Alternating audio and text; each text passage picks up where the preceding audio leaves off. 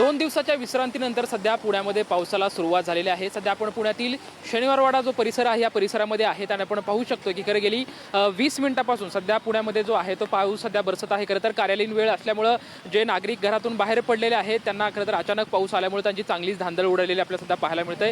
जे दुचाकीस्वार असेल किंवा वाहनधारक आहे अशांना सुद्धा सध्या पावसाचा सामना करताना आपल्याला पाहायला मिळते की अचानकच 2 दिवसांच्या विश्रांतीनंतर आज पावसाला सध्या सुरुवात झालेली आहे। हवामान खात्याकडून सुद्धा राज्यभरात विविध ठिकाणी जे आहे ते तुरळक ठिकाणी पाऊस पडेल असा खरं तर इशारा देण्यात आलेला होता। पुणे शहराला सुद्धा पावसाचा जो आहे तो इशारा जो आहे तो देण्यात आलेला होता। मात्र आता सध्या पाहू शकतो की गेली 20 मिनिटांपासून पुण्यामध्ये जो आहे तो पाऊस सध्या आपल्याला बरसताना दिसतोय। त्याच्यामुळे साहजिकच वाहतूक कोंडीवरती याचा परिणाम होताना आपल्याला दिसत आहे की अचानक पाऊस आल्यामुळे सध्या जे दुचाकीस्वार आहेत त्यांची सुद्धा धांदळ उडताना आपल्याला पाहायला मिळते। येत्या 2 दिवसामध्ये पुणे शहर असेल की पुणे जिल्ह्याभरामध्ये हवामान खात्याने पावसाचा जो आहे तो इशारा देण्यात आलेला आहे। कॅमेरामॅन आदिल सोबत लक्ष्मण जाधव, टीव्ही मराठी, पुणे।